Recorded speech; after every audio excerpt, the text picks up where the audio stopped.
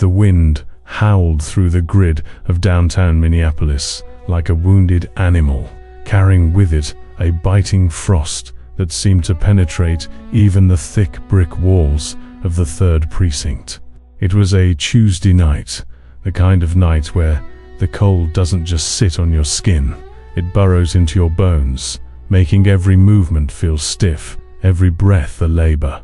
Inside Interrogation Room B, the air was stagnant, smelling faintly of stale coffee and the metallic tongue of old fear. The fluorescent light overhead buzzed with an irritating, rhythmic flicker, casting long, harsh shadows against the cinder block walls, painted a depressing shade of institutional beige. Catherine Morgan sat at the metal table, her posture unnaturally rigid. She was a woman who clearly belonged in a different world, a world of heated marble floors, silk drapes, and hushed conversations in country clubs. Here, under the unforgiving glare of the police lights, she looked like a porcelain doll that had been dropped in the mud. Her coat, a luxurious cashmere blend in a soft camel tone, was folded neatly over the back of the chair, but she shivered in her silk blouse. It wasn't the temperature of the room that made her tremble. It was a vibration that seemed to originate from the very center of her soul, radiating outward until her fingertips, resting on the cold steel table, tapped out a silent, frantic rhythm. Detective Miller sat across from her, his weary face illuminated by the glow of his laptop screen. He was a man eroded by 20 years of seeing the worst humanity had to offer. The lines around his eyes were deep trenches of exhaustion. He wanted this to be over. He wanted to go home to his heating pad and a lukewarm beer. And it seemed finally that luck was on his side. The case of Richard Morgan, a wealthy, influential real estate tycoon found dead in his penthouse library, had been high profile and high pressure. But now, sitting just 3 feet away from him, was the solution. The wife, the grieving, fragile, and surprisingly cooperative widow. "Let's go over it one more time, Mrs. Morgan," Miller said, his voice gravelly, lacking the aggression he usually reserved for suspects. He felt almost sorry for her. "Just for the record, you said you administered the poison at approximately 9 p.m. Catherine nodded. The movement was stiff, mechanical. She swallowed hard, and the muscles in her slender neck contracted visibly. "Yes," she whispered, her voice cracking like dry parchment. She cleared her throat, forcing strength into her tone that didn't reach her eyes. "Yes." It was 9 o'clock. He always had a glass of scotch before bed, a Macallan 18. He wouldn't drink anything else. She looked down at her hands. Her knuckles were white, the skin stretched tight over the bone. "I crushed the pills, the ones he took for his back pain. Oxycodone. I crushed them into a fine powder, using the mortar and pestle from the kitchen. I knew exactly how many it would take. I had researched it. I didn't want him to wake up. I just wanted it to stop." Miller typed furiously, the clacking of the keys the only other sound in the room. "And why, Mrs. Morgan? Why last night? Why after 20 years of marriage?" Catherine closed her eyes. A single tear escaped, tracing a path through the perfect foundation on her cheek. It didn't look like a tear of sorrow. It looked like a tear of exhaustion. "Because I couldn't take the bruises anymore," she said, her voice dropping to a haunting murmur. "He hit me on Sunday because the roast was dry. He broke my rib 2 years ago because I smiled at a waiter. I was tired of being afraid in my own home. I was tired of being a prisoner in a gilded cage." It was a perfect narrative. It was tragic, it was consistent, and it was corroborated by the physical evidence found at the scene. The crushed pill residue in the sink, the glass with her fingerprints. The history of domestic disturbance calls to their residence, though never prosecuted. Miller felt the tension in his shoulders release. He had the motive, the means, and the confession. It was a slam dunk. Justice would be served, and he could finally close the file on the Morgan family tragedy. But behind the one-way mirror, in the darkened observation room, Dr. Arthur Vance was not typing. He was not relaxing. He was standing perfectly still, his nose almost touching the glass, his eyes narrowed in focused intensity. Arthur was not a cop. He didn't care about closing files or conviction rates. He was a specialist in human behavior, a man who had spent a lifetime mapping the intricate, involuntary geography of the human face. To him, words were merely noise, often deceptive, calculated noise. The truth, he believed, didn't live in what people said. It lived in the fleeting microseconds between their thoughts and their masks. Arthur watched Catherine Morgan with the predatory focus of a hawk spotting a field mouse. He rewound the mental tape of the last 5 minutes, replaying her movements in slow motion in his mind. He saw what Miller missed. He saw what everyone else had missed. When Catherine described crushing the pills, her hands didn't mimic the grinding motion of a mortar and pestle. Instead, her right hand twitched slightly, her fingers curling inward as if gripping something small and cylindrical, like a pen, or perhaps a small vial, not a heavy stone tool. It was a disconnect between her verbal narrative and her body's memory. But that wasn't what made the hair on the back of Arthur's neck stand up. It was her eyes. "Look at her blink rate," Arthur murmured to himself, his voice barely a breath in the dark room. When people confess to a crime they actually committed, especially a crime of passion or defense, like killing an abusive spouse, there is usually a physiological release. It's a phenomenon known as confessional relief. The shoulders drop, the breathing deepens, and the blink rate slows down as the brain stops processing the immense cognitive load of maintaining a lie. But Catherine Morgan was doing the opposite. As she detailed the murder, her blink rate spiked to over 40 blinks per minute. Her pupils were dilated, swallowing the iris in pools of black. She wasn't experiencing relief. She was experiencing terror. But terror of what? She had already confessed. The worst had happened. She was going to prison. What was left to fear? Arthur leaned closer to the glass, his breath fogging it slightly. He watched her throat. When she said, "I just wanted it to stop," her carotid artery was pulsing so violently it was visible beneath her pale skin, but the rhythm was raw. It wasn't the erratic, thumping rhythm of a woman reliving a trauma. It was the fast, sharp, synchronized rhythm of a woman who is actively, currently, calculating a threat. She wasn't looking at the past. She was scanning the present. "She's protecting someone," Arthur whispered. The realization hit him with the force of a physical blow. She didn't do it. It is a profound and often tragic truth about human nature. We are capable of enduring almost any pain to save the ones we love. We will walk through fire. We will endure shame. We will even shackle ourselves to a life sentence in a concrete cell if it means shielding someone else from the darkness. If you are watching this and you have ever felt that fierce, overwhelming instinct to protect someone at your own expense, take a moment to subscribe to the channel and like this video. Your support helps us uncover these deep, hidden truths about the human condition. Back in the interrogation room, Miller was wrapping up. "I think we have enough, Mrs. Morgan. I'm going to have the officer take you to processing.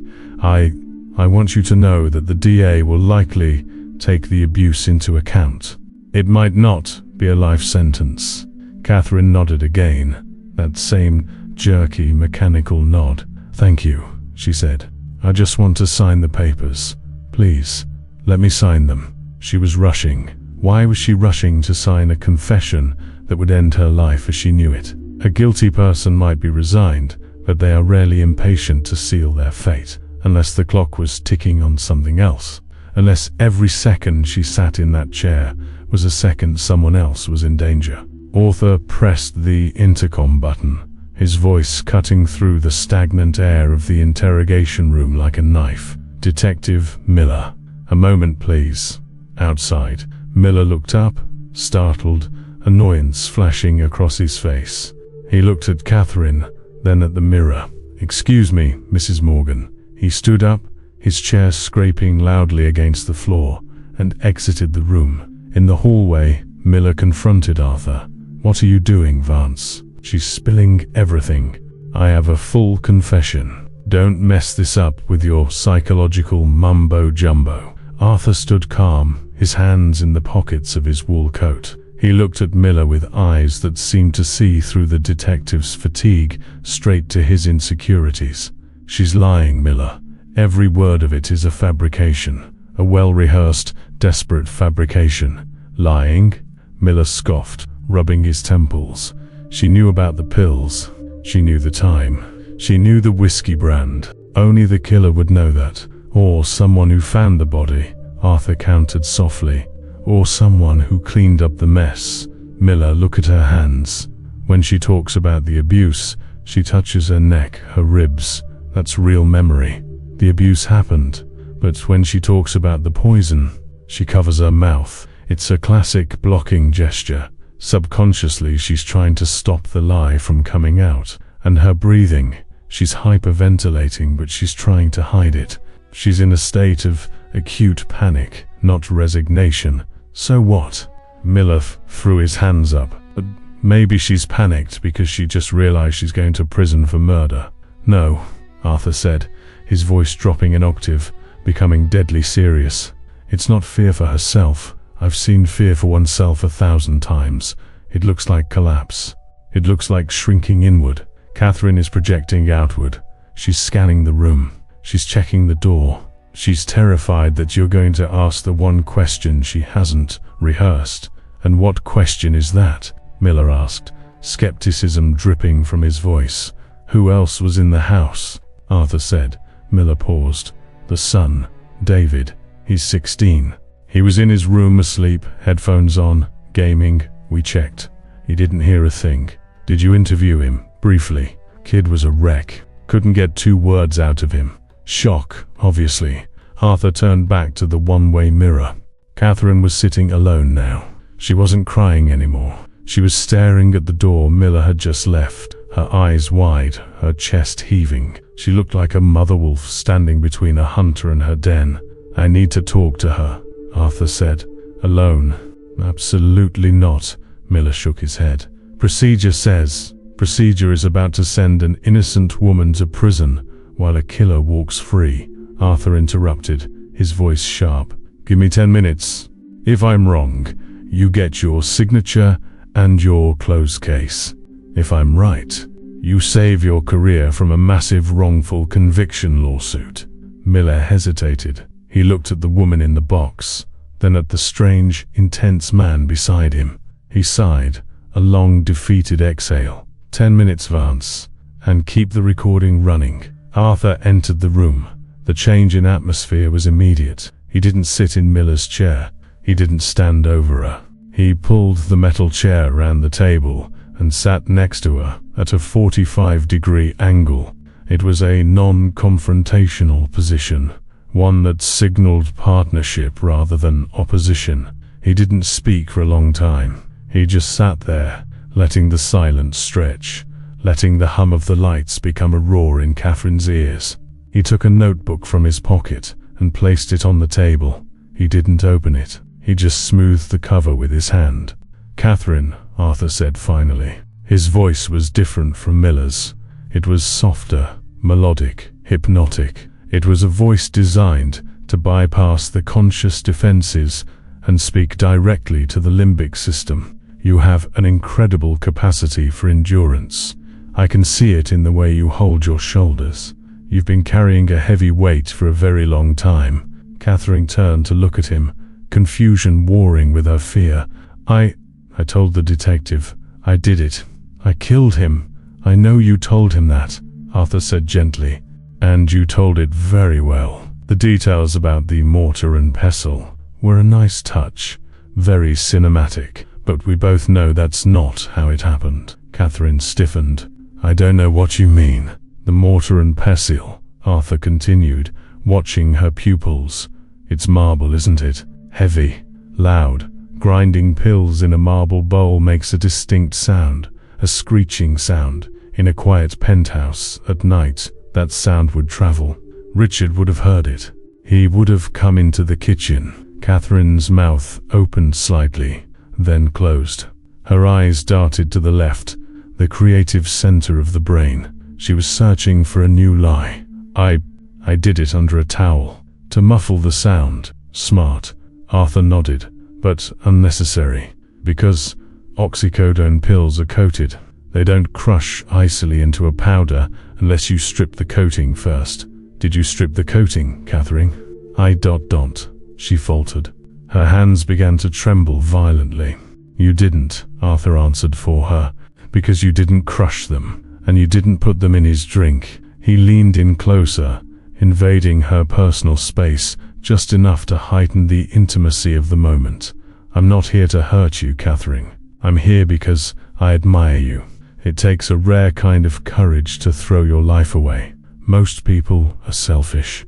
Most people would do anything to save their own skin.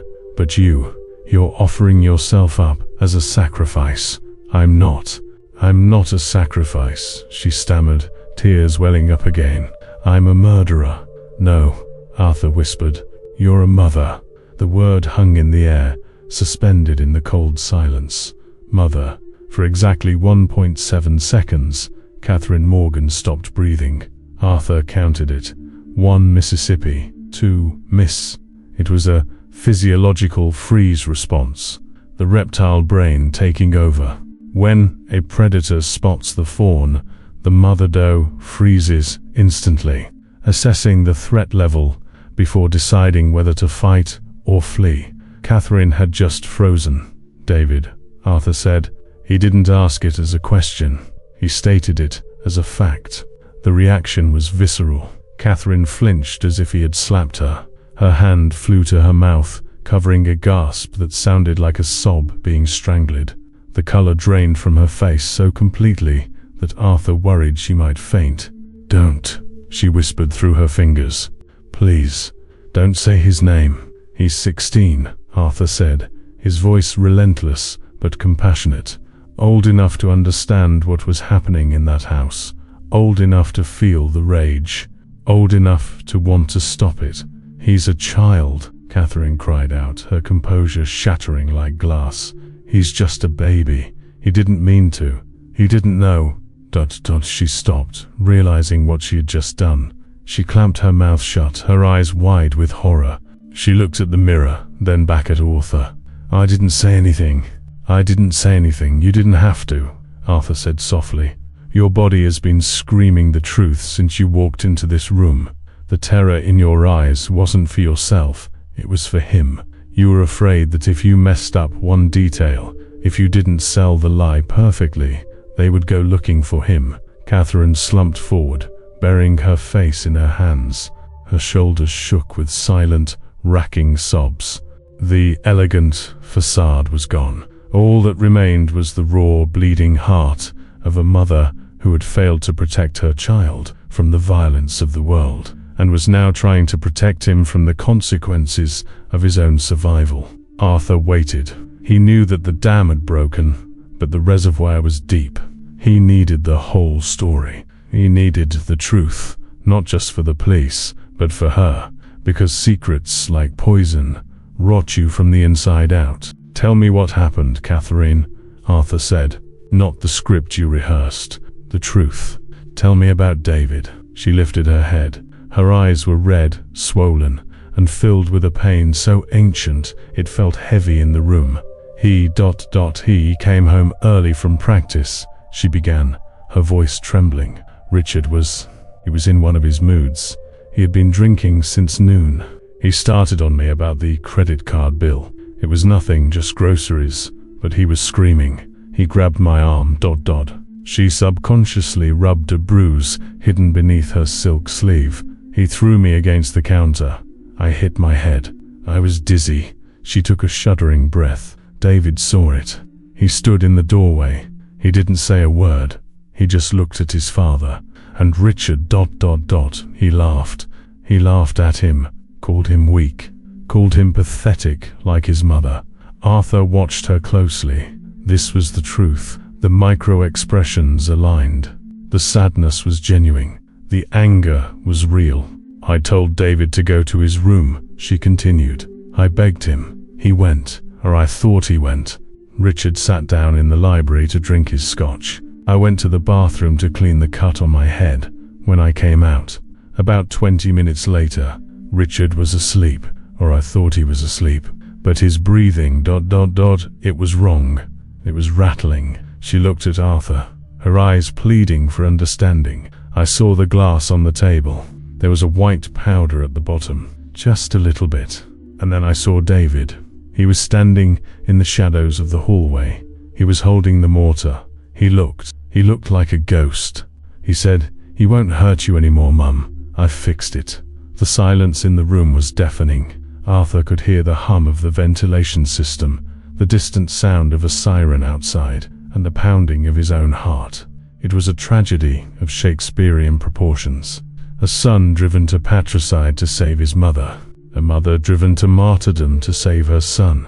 "I sent him to his room," Catherine whispered. "I washed the mortar. I wiped his fingerprints off the glass and put mine on it. I waited until he was gone, until Richard was gone. And then I called 911.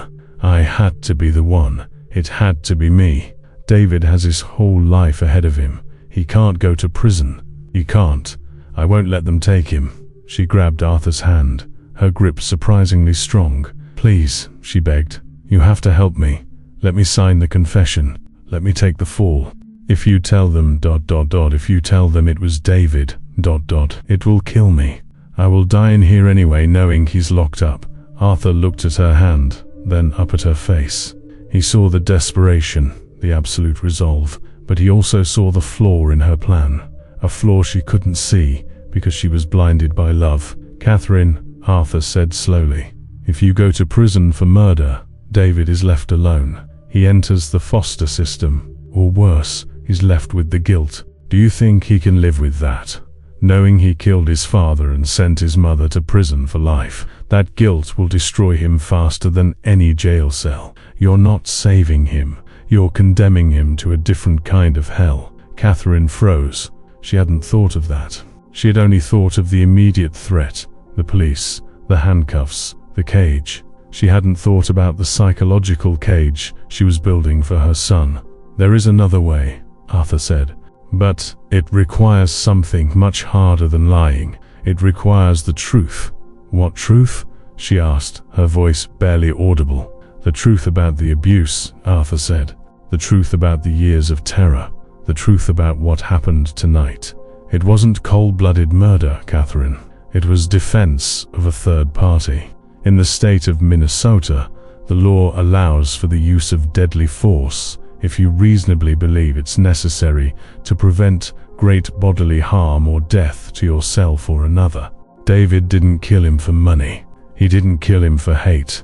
He killed him because he thought his father was going to kill you." Arthur stood up and walked to the mirror. He knew Miller was listening. He knew the recording was running. He turned back to Catherine. "We're going to bring David in," Arthur said firmly. "No," Catherine screamed, standing up.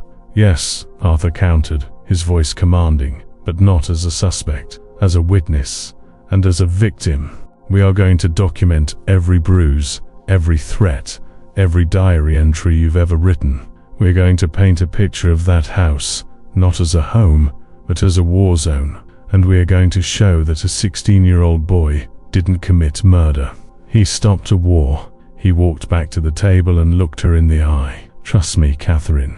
The truth is the only thing that can save both of you now. The lie is a trap. Step out of it." Catherine looked at him, trembling. She looked at the door. She looked at her hands. And then, for the first time since she walked into the precinct, she took a real breath, a deep, shuddering breath that filled her lungs and expanded her chest. "He keeps a journal," she whispered. "David, under his mattress. He writes everything down. Everything Richard did to us." Arthur smiled, a genuine small smile. "That journal," he said, "is your freedom." The patrol cars cut through the silent, snow-dusted streets of Minneapolis like sharks in dark water. Their lights didn't flash. No sirens, no fanfare. This was a surgical extraction, not a raid. Arthur sat in the back of Detective Miller's unmarked sedan, watching the city blur past. The heater blasted hot, dry air that smelled of dust and cheap air freshener, a stark contrast to the biting cold pressing against the glass. Beside him, Miller drove with a tense jaw, his knuckles white on the steering wheel. He was a man whose world had just been turned upside down. The simple narrative of a jealous wife had dissolved into a complex tragedy of survival, and he wasn't quite sure how to navigate the new terrain. They pulled up to the Morgan estate. It was a fortress of stone and glass, imposing and cold, sitting atop a hill that overlooked the frozen expanse of the city lakes. The house didn't look like a home. It looked like a mausoleum for the living. The windows were dark, save for a single light burning on the second-floor David's room. "Stay here," Miller grunted as he parked. "I'll get the kid." "No," Arthur said, opening his door before the car had fully stopped. The cold air hit him like a physical slap, sharp and awakening. "You go in with a badge and a gun." He shuts down. He's a traumatized boy, waiting for the hammer to drop. He needs to see someone who isn't part of the system that failed to protect him for 16 years. Miller hesitated, then nodded once, sharp and reluctant. "You get 5 minutes, Vance. Then I'm coming in." They approached the front door. It was unlocked, the detail that spoke volumes. In a house full of secrets, the security was usually tightest. But tonight, the gatekeeper was gone, and the survivors were too paralyzed to turn the deadbolt. Inside, the house was silent. Not the peaceful silence of sleep, but the heavy, suffocating silence of a held breath. The foyer was grand, with a marble floor that reflected the moonlight spilling from the high windows. It was beautiful, and it was terrifying. Arthur could almost feel the ghosts of past arguments echoing off the vaulted ceilings. They found David in his room. He wasn't packing, he wasn't running. He was sitting on the edge of his bed, staring at a blank television screen. He was a lanky kid, all elbows and knees, wearing a hoodie that looked 2 sizes too big, as if he were trying to disappear inside the fabric. His hands were clasped between his knees, shaking so violently that his entire body vibrated. "David," Arthur said softly from the doorway. The boy didn't jump. He didn't look up. He just stopped breathing for a second, then resumed, a shallow, ragged rhythm. Is she in jail?" His voice was a whisper devoid of hope. Arthur stepped into the room. It smelled of teenage life, adolescent, old Pija, laundry overlaid with the sharp scent of fear. He didn't walk towards the boy. He walked to the desk, picking up a framed photo. It was Catherine and David, years ago, on a beach. They were smiling, but Arthur noticed the way Catherine's hair was styled to cover the left side of her face, likely hiding a bruise. Even in their happy memories, the shadow was there. "She's at the station," Arthur said, placing the photo down gently. "She told the police she did it. She told them she poisoned the whiskey. She gave a very convincing performance. She's ready to go to prison for the rest of her life to make sure you stay in this room." David's head snapped up. His eyes were red-rimmed, wide with panic. "No, she can't. She didn't do anything. It was me. I told her to let me tell them." "I know," Arthur said, turning to face him. "And I know why you did it. But right now, the police have a confession from her. Unless we give them something stronger, something real, they are going to close the book. And your mother becomes a martyr." David stood up, his legs wobbling. "I have to go there. Take me there." "I'll tell them." "We will," Arthur said. "But first, I need the journal." David froze. His eyes darted to the mattress. It was a micro gesture, faster than a heartbeat, but it was all Arthur needed. The boy hadn't told anyone about the journal. Catherine had mentioned it, but David had guarded it like a holy text. It was the only record of his reality, the only proof that he wasn't crazy, that the nightmare was real. "She told you," David whispered, a mix of betrayal and relief in his voice. "She told me because she wants you to have a future. Arthur said. That book isn't just a diary, David. It's evidence. It's the history of a war. Without it, you're just a kid who killed his dad. With it, you're a soldier who defended his commanding officer. David moved slowly. He lifted the mattress. Beneath it lay a battered, black composition notebook. The edges were frayed, the cover bent. He picked it up with reverence, holding it to his chest for a moment before extending it to Arthur. His hand trembled. "It's all in there," he choked out. "Every time he hit her, every time he screamed, I wrote it down. I wrote it down so I wouldn't forget. So I wouldn't start believing him when he said it was her fault." Arthur took the book. It felt heavy, heavier than paper and ink should be. It carried the weight of 10 years of trauma. "You did good, David," Arthur said, his voice thick with genuine emotion. "You bore witness. Now let this book speak for you." The ride back to the precinct was silent, but the atmosphere had shifted. The tension of the unknown was gone, replaced by the grim determination of the inevitable. David sat in the back, clutching his knees. Miller drove faster now. He knew the stakes. Back at the station, the scene was set for a collision of truths. Catherine was still in interrogation room B. They put David in room A, 2 rooms, separated by a hallway of thin drywall, but emotionally separated by a chasm of sacrifice. Arthur stood in the observation room with the district attorney, a sharp-featured woman named Elena Rossi, who had been called in from a warm bed and was not happy about it. She crossed her arms, watching David on the monitor. "This is a mess, Vance," she said, her voice crisp. "We have a confessed wife. Now you bring me a minor who claims he did it. Any defense attorney worth their salt is going to have a field day. They'll say, we coerced the kid to save the mum, or coerce the mum to save the kid. It's a circus." "It's not a circus, Elena," Arthur said, his eyes fixed on the screen where David sat alone, looking small in the metal chair. "It's a tragedy. And if you read this," he tapped the black notebook on the console, "you'll see it's also a clear case of Minnesota. Statute 609.06. Authorized use of force." He poised a sleeping man. "Arthur," Elena countered, though her voice lacked its usual bite. "That's premeditated. That's not self-defense. Self-defense is immediate danger. A gun to the head, a knife in the hand." "Is it?" Arthur challenged. "Read the entry from yesterday." "Read it." Elena sighed, picked up the notebook and opened it to the last page. Her eyes scanned the frantic, scrawled handwriting of a terrified teenager. As she read, her expression changed. The annoyance vanished, replaced by a dawning horror. Her lips parted slightly. She looked up at Arthur, then back at the page. He threatened to kill her that night," Elena whispered. "Read it aloud," Arthur commanded softly.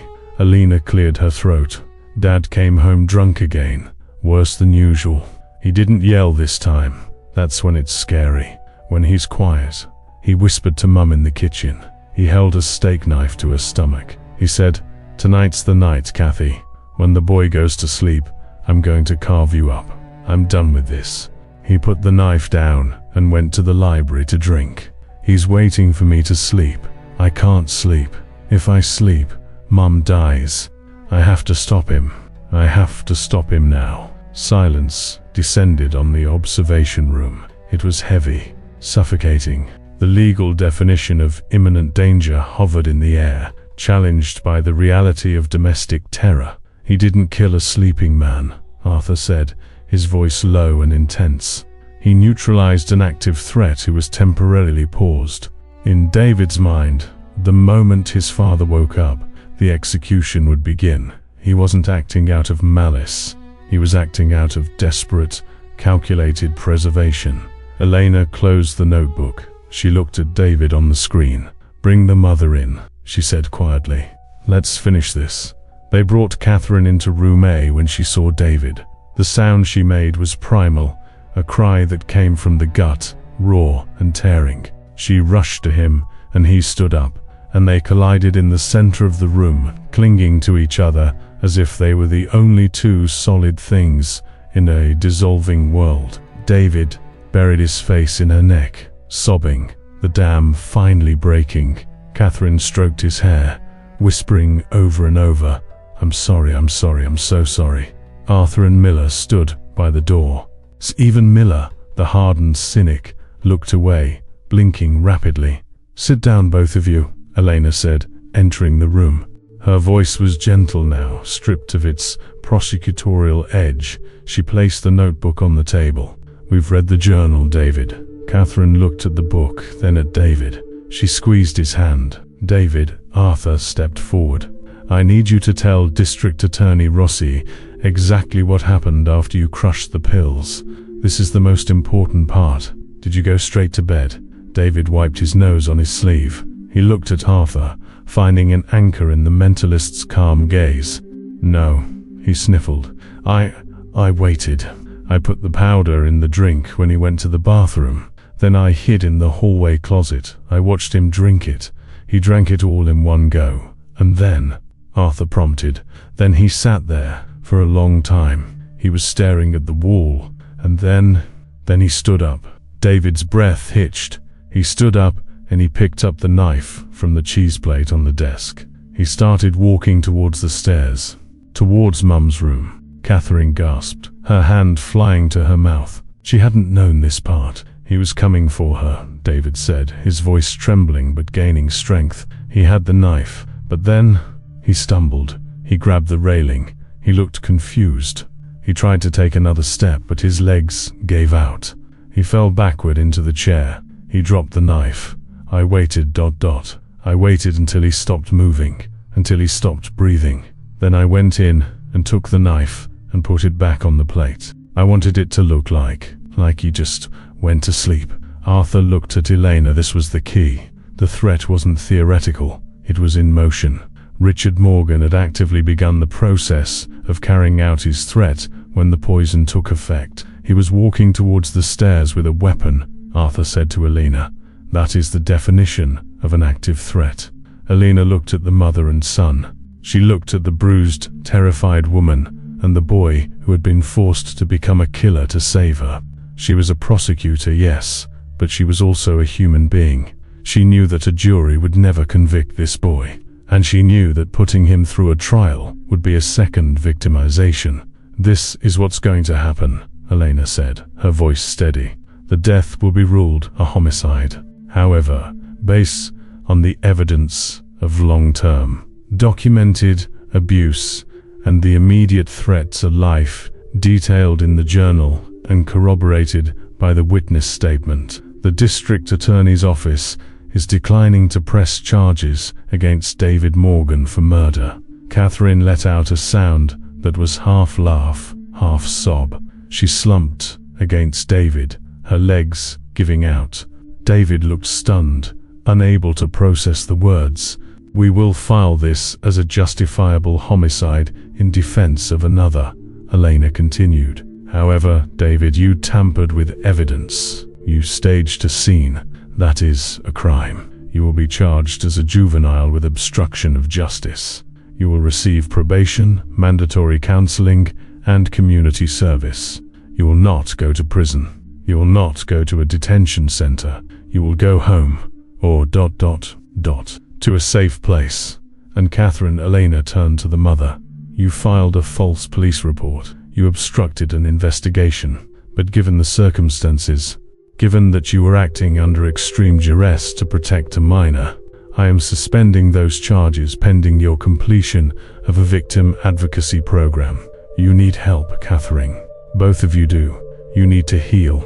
The room seemed to exhale. The oppressive weight that had hung over the 3rd precinct all night began to lift. It wasn't a happy ending. A man was dead, a boy was scarred, a family was shattered, but it was the right ending. It was the truth. If you're moved by this story of sacrifice and justice, and if you believe that the truth, no matter how painful, is always the path to freedom, please take a moment to comment truth below. And don't forget to subscribe for more stories that explore the darkest corners of the human mind. An hour later, Arthur stood outside the precinct. The snow had stopped falling, leaving the city covered in a pristine white blanket. The air was crisp and clean. The door opened, and Catherine and David walked out. They looked exhausted, battered, and fragile, but they were walking. They were free. They stopped at the bottom of the steps. Catherine looked up at the sky, letting the snowflakes melt on her face. For the first time in 20 years, she wasn't looking over her shoulder. She wasn't listening for the sound of heavy footsteps. She was just being. David stood beside her. He looked older than his 16 years. The innocence was gone, replaced by a somber maturity. But the terror was gone too. The frantic vibration in his hands had stopped. Arthur watched them from the shadows of a pillar. He didn't approach. His role was done. He was the catalyst, the lens that focused the light on the truth. But he was not part of the family. He was the observer. Catherine turned and saw him. She didn't say anything. She just nodded, a slow, deep nod of infinite gratitude. Arthur nodded back, a slight inclination of his head. She put her arm around her son, pulling him close. "Let's go home, David," she said. "Not to that house. Somewhere else. Let's just go." "Yeah, Mum," David said softly. "Let's go." They walked away into the snowy night, two dark figures against the white landscape, leaving footprints that would soon be covered by fresh snow. A fresh start, a clean slate. Arthur watched them until they disappeared around the corner.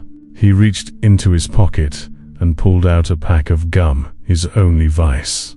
He unwrapped a piece and popped it into his mouth, the minty flavor sharp against the cold. "The truths," Arthur murmured to the empty street, his breath forming a cloud in the air. "It doesn't always set you free immediately. Sometimes it tears you apart first. It breaks your bones and strips your skin. But it's the only thing that allows you to heal straight. A lie. A lie is a bone that heals crooked. It leaves you with a limp for the rest of your life." He turned and walked in the opposite direction, his coat flapping in the wind. The city was full of secrets, full of people wearing masks, hiding their pain, protecting their lies. And as long as there were secrets, there would be a need for someone who could see the truth behind the blink of an eye, the twitch of a hand, the hesitation of a breath. The Mentalist walked on into the night, ready for the next story, the next puzzle, the next soul that needed saving from itself. If this story touched your heart, please leave a comment below sharing a moment where you had to be brave for someone else. We read every comment. Remember to like, subscribe, and hit the notification bell so you never miss a story. Until next time, keep watching the signs.